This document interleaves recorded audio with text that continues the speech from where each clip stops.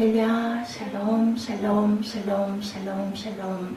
하나님 사랑합니다. 여러분, 주 안에서 사랑합니다.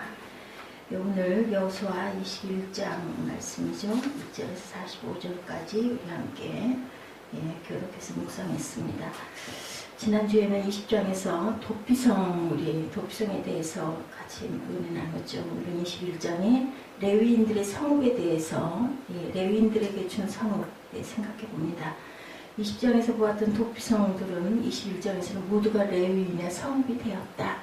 그렇게 생각하시면 됩니다. 20장에서 보았던 도피성들이 21장에서는 레위인들의 성으로, 레위인들은 기업을 주지 않죠. 모두 다 그 백성들이 레위인들을 부양을 하는 그러한 삶인데, 도피성들에 있었던 그 성들이 전부 다 레위인들에게 돌아갑니다.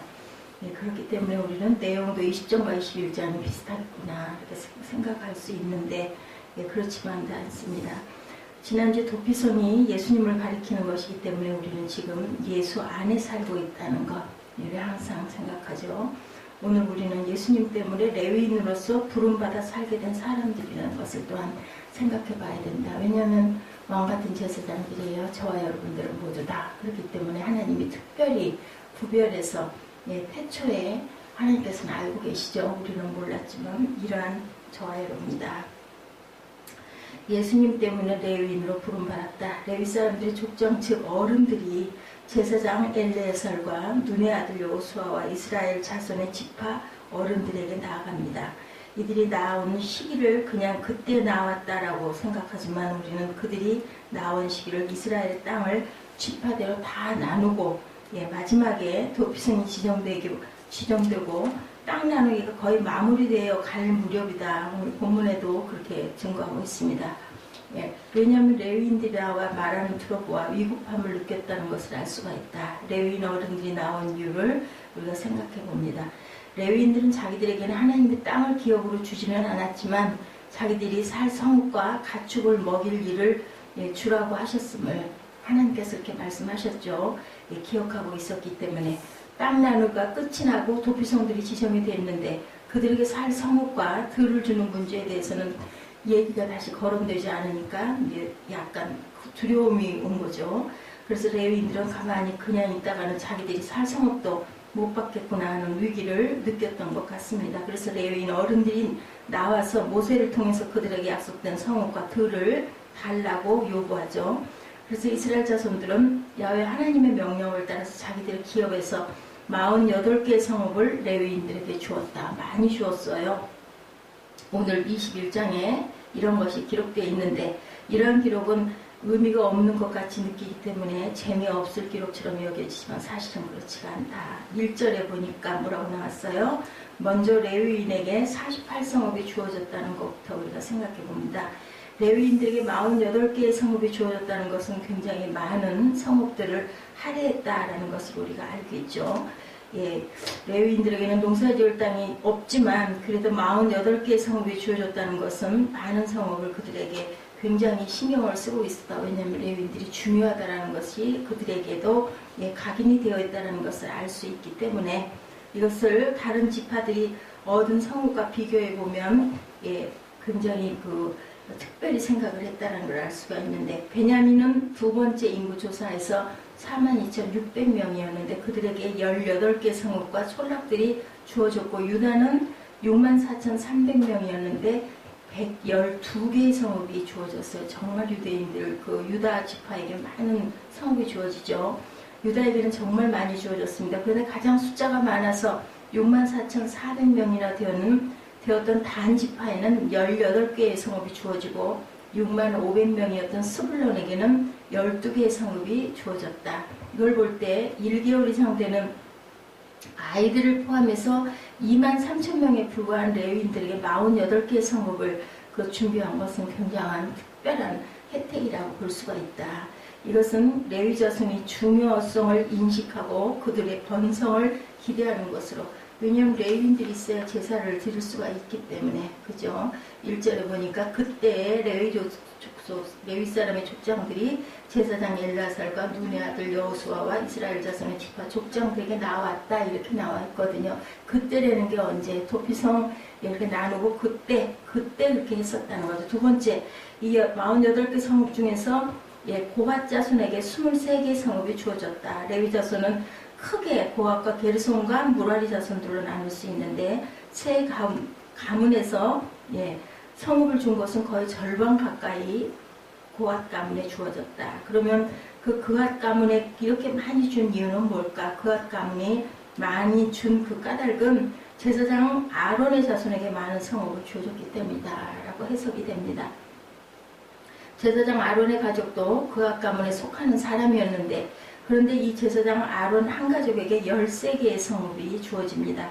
유다에서 9성읍을 주었고 베냐민에서 4성읍을 주었고, 제사장 아론 가문의 가족 수가 얼마나 되는지 알 수 없지만 아론 가문에 주는 성읍은 다른 한 지파 전체에게 준 만큼 되었다라는 것을 우리가 알 수가 있죠. 이것은 레위인 중에도 제사장을 아주 중요하게 생각했다라는 의미다. 이것 외에도 제사장을 중요하고 생각한 흔적들이 여러 면에 나타나는데 10절에서 12절에는 아낙 자손 아루바가 살던 성 기랏 아루바를 갈렙이 빼앗아 헤브론이라고 하였는데 이것을 아론 자손에게 주었다는 기록이 나옵니다. 이런 본문을 볼 때 헤브론은 유다에서 제일 중요한 성읍으로 아주 중요한 지점이라고 했었거든요. 그것을 볼 수가 있는데 이렇게 중요한 곳을 누구에게? 레위 자손에게 주었다. 중요하게 여겨지던 아론 사람들이 첫 번째로 제비가 뽑히자 헤브론을 그들에게 준 것이 헤브론의 중요성을 말해주는데, 본문은 헤브론을 아론에게 준 것을 특별하게 취급하고 있습니다. 그렇게 한 이유는 13절에도 헤브론을 아론 자손에게 주었다는 기록이 나오는데 왜 헤브론이 아론 자손에게 돌아간 사건을 먼저 특별하게 언급했을까? 그것은 갈렙이 헤브론의 소유권을 주장할 수 있는데도 제사장을 위한 하나님의 제비는 갈렙의 소유권보다 우선하다는 것을 보여주었다는 것을 우리가 알 수가 있다. 갈렙은 헤브론을 추첨으로 얻은 것이 아니죠. 내가 가겠다라고 본인이 나섰어요. 그리고 모세가 처음에 얘기를 했기 때문에 주장할 수가 있습니다. 그런데도 불구하고 거기에 전혀 이의를 주장하지 않았다.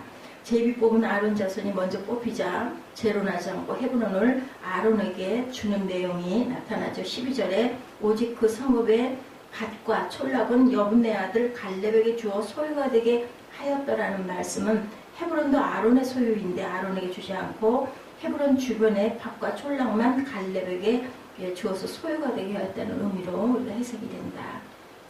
이것은 이스라엘 전 백성과 갈렙이 제사장의 중요성을 인식하고 있었다는 것을 보여주고 있고, 제사장을 중요하게 여기는 것을 20절 이하에서도 간접적으로 우리가 볼 수가 있는데, 남은 레위 사람 그앗 자손에게는 모세의 자손들도 포함되어 있었습니다. 모세도 그앗 자손이었다.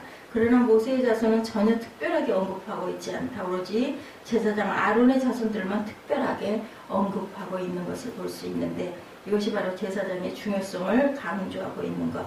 지금까지서 우리는 레위의 중요성을 보았고 그 중에서도 특별히 제사장의 중요성이 강조되어 있는 것을 본 걸 보면 그 시대나 지금이나 하나님의 종들에 대한 특별한 배려를 하고 있다. 셋째, 이렇게 레위인들이 중요시되면서 레위인들은 온 이스라엘에 골고루 흩어져 있죠. 유다 지파의 9성읍이나 살게 되지만 그 외에 베냐민의 4성읍, 에브라임의 4성읍, 단의 4성읍, 므낫세의 동서 각각 2성읍, 합 4성읍, 이사갈의 4성읍, 아셀의 4성읍, 납달리의 3성읍, 스불론의 4성읍, 르우벤의 4성읍, 갓의 4성읍씩 흩어져 있습니다. 대부분의 지파에 4성읍씩 골고루 흩어져 있다. 이것은 레위 자손을 통해서 이스라엘 전체가 자기들이 누구인지를 잊지 않게 하려는 의도를 우리가 볼 수가 있다.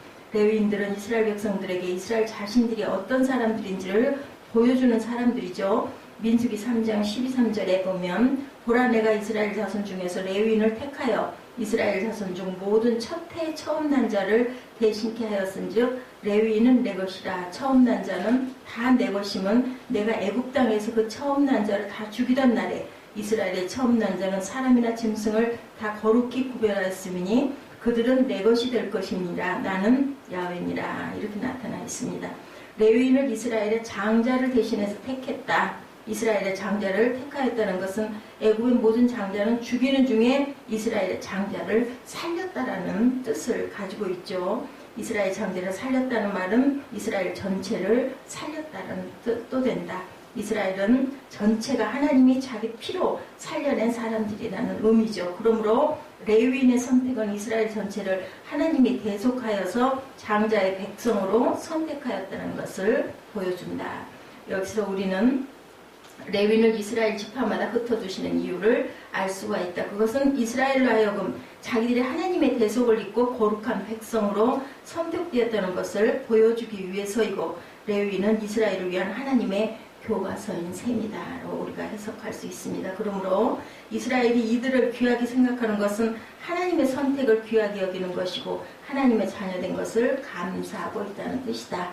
이스라엘 전체가 거룩한 백성, 레위인으로서 살아야 할 사람들이라는 것을 명심하고 있다. 그들은 그러므로 모든 지파에서 레위인들에게 성읍을 주고 들을 주는 것은 이스라엘이 하나님의 선택을 귀하게 여기고 그 백성된 것을 감사하는 사람들이라는 것을 보여주고, 레위인을 흩어두신 것은 이스라엘에 망각하지 않도록 하신 것이다.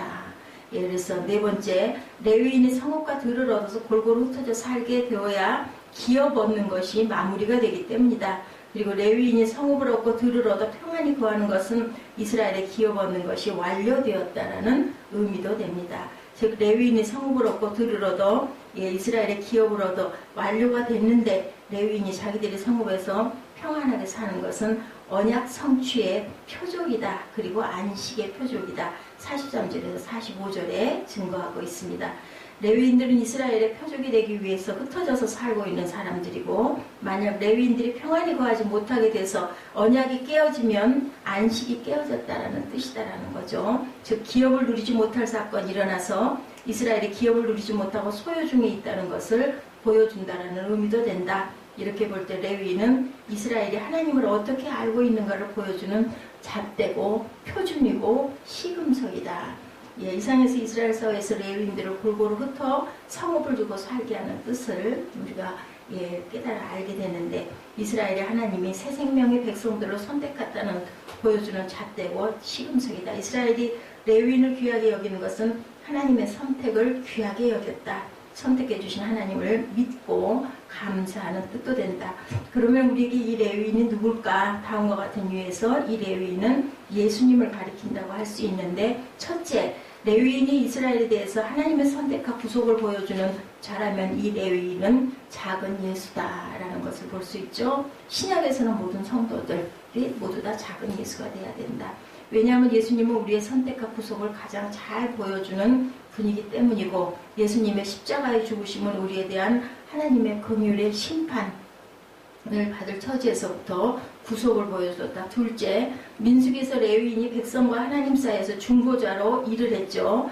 성물과 성막과 각종 그 널판과 기둥들을 매는 일을 했습니다. 그리고 제사장으로서 봉사함으로 죽음을 막아주는 일을 했고, 거룩하신 하나님의 거룩으로부터 백성이 죽음을 당하는 것을 막아주는 일을 한 걸 볼 수 있다. 이런 그 중보적인 사역을 그들은 했고, 하나님과 우리 사이의 중보는 누구시기 때문에 예수님 한 분이시기 때문에. 세 번째, 레위인은 각 성읍에서 이스라엘의 하나님에 대한 신앙을 평가하는 잣대로 살게 된다. 이스라엘이 하나님을 사랑하면 레위인들도 각 성읍에서 평안한 것이지만, 이스라엘이 하나님을 사랑하지 않으면 레위인도 평안히 살 수 없기 때문에 안전과 먹을 것을 구할 수 없는 거죠. 이런 관점에서 레위인들은 백성들 때문에 늘 고난을 지고 살고 있는 자라고 볼 수가 있다. 이것도 또한 예수님이 우리를 어떻게 생각하시겠어요? 하나님 잘 믿고, 그죠? 예수 잘 믿고 우상 숭배하지 않고 그렇게 살면 아버지도 하늘에서 얼마나 기뻐하실까, 이런 상관관계를 가지고 있다. 그러므로 레위인은 고난과 위협을 지고 있는 자들이다. 이런 의미에서 레위인들은 우리 예수님을 보여주는 사람으로 본다. 우리 예수님은 바로 우리의 죄악으로 인하여 고난받으시고 마침내 돌아가신 분이기 때문에 예수님을 소중히 여기는 사람이면 믿는 자이고, 예수님을 소중히 여기지 않으면 믿는 자가 아니니 우리는 어떤 사람인지 스스로가 각자 되살펴보라는 그런 의미를 가지고 있습니다. 여러분은 예수님을 소중하게 여기고 그리고 가장 사랑하고 가장 먼저 기억하고 가장 먼저 섬기는 저와 여러분 되시기를 주님의 이름으로 축복합니다. 믿지 않을 때 자기를 소중히 여기지 말고 이런 것을 내던져 버리고 믿는 자로 나를 소중히 여기는 그러한 저와 여러분이 되어야 되겠다라는 다짐을 하시는 오늘 귀한 하루 되시기를 주님의 이름으로 축복합니다. 기도하시겠습니다.